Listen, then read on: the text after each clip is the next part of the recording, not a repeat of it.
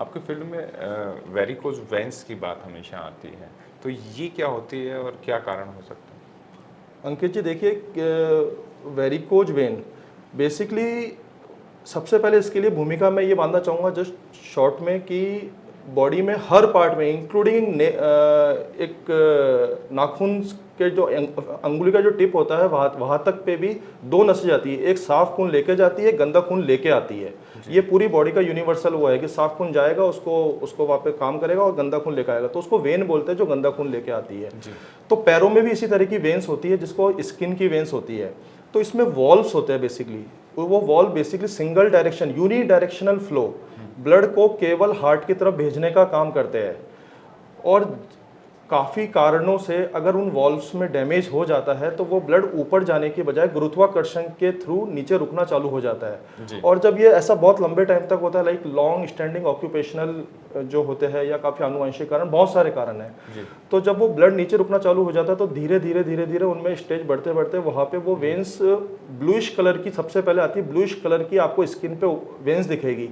इन when को हम spider when बोलते हैं और ये बहुत ही अर्ली स्टेज होती है। लेकिन धीरे धीरे जब मरीज इस पर ध्यान नहीं देता है वो और अपनी लाइफ स्टाइल को सेम रखता है और हम आगे बढ़ते जाते हैं तो कुछ सालों में वो वेन्स भयावह रूप वो हो जाता है उसमें, मतलब वो वेन्स बहुत मोटी हो जाती है जिसकी वजह से स्किन खराब हो जाती है, यहाँ तक कि आखिरी स्टेज में अल्सर भी हो जाता है जो किसी भी कारण से हील नहीं हो पाता है। तो इन्हीं वेन्स को बेसिकली हम वेरिकोज वेन्स बोलते हैं। तो इसके सिम्टम्स क्या होते हैं, कैसे पहचान कैसे होंगी? इसके सिम्टम्स बेसिकली अगर इनिशियल स्टेज में बात किया जाए जिसको हम स्पाइडर वेन्स बोलते हैं, तो आपको अपनी स्किन पे, थाई पे या लेग्स पे बहुत महीन महीन सी मकड़ी के जाले की समान वेन्स दिखेगी। तो ये बहुत, इसको बोलते हैं स्टेज 1 ग्रेड 1 वेरिकोज वेन्स।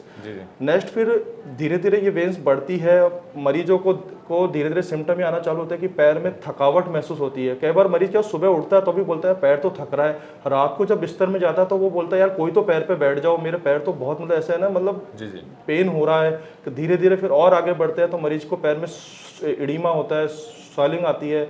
फिर आगे वाले टाइम में मरीज को पैर में ब्लैकनिंग होती है, मतलब स्किन हार्ड हो जाती है, काली पड़ जाती है, और फिर उसमें अल्सर होने की संभावना बढ़ जाती है। और एक लास्ट स्टेज ऐसी आती है कि मरीज को अल्सर हो तो गया है पर वो कितना ही उसने एफर्ट कर लिया वो अल्सर हील ही नहीं हो रहा है।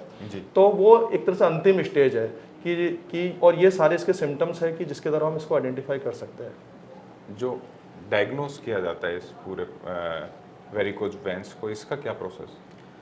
बस सबसे इम्पोर्टेंट बात यह है कि जैसे अदर बीमारियों में ये होता है कि एमआरआई, सीटी स्कैन या ब्लड टेस्ट, सबसे इम्पोर्टेंट बात है कि इसमें किसी तरह की इस तरह की जांचों का कोई रोल नहीं है। एक बहुत ही बेसिक सी इन्वेस्टिगेशन होती है, अल्ट्रासाउंड डॉपलर स्टडी। उसी के थ्रू हम वेन्स की पूरी मैपिंग की जाती है, वेन्स का स्टेटस देखा जाता है, वेन्स में कितना फुलाव है, कितनी टॉर्चुसिटी आई है, उसके जो वॉल्व जिसकी मैं बात कर रहा हूँ, मेजर वॉल्व और माइनर वॉल्व, उसमें कितने डैमेज हुए हैं या सही है। उसी के आधार पर ट्रीटमेंट डिसाइड होता है कि भविष्य में हमें करना क्या है। क्या डीप वेन जो है उसमें क्लॉटिंग तो नहीं है, तो उससे ट्रीटमेंट प्लान पूरा बदल जाता है। और सबसे इम्पोर्टेंट बात यह है कि इस जाँच में किसी तरह की भी कोई प्रिक नहीं लगता है, किसी तरह के क्लोज चैम्बर में नहीं होती है, कोई रेडिएशन नहीं जाती है, ओनली साउंड वेव। इस जांच के बारे में बस मैं आपको एक स्पेशल बात ये कहना चाहूँगा कि ये जांच ऑपरेटर डिपेंडेंट है, यानी कि अगर मैं कर रहा हूँ, आप कर रहे हो या कोई और थर्ड पर्सन कर रहा है तो देयर माइट बी वेरिएशन, उसमें वेरिएशन हो सकता है। तो स्किलनेस इसमें बहुत ज़रूरी है क्योंकि ट्रीटमेंट प्लान उसी से डिसाइड होता है। तो मैं ये बोलना चाहूँगा कि अगर कभी भी आपको इस तरह के कोई सिम्टम है तो अपने नियरेस्ट इंटरवेंशनल रेडियोलॉजिस्ट के पास जाके इस जाँच को कराएं। जी।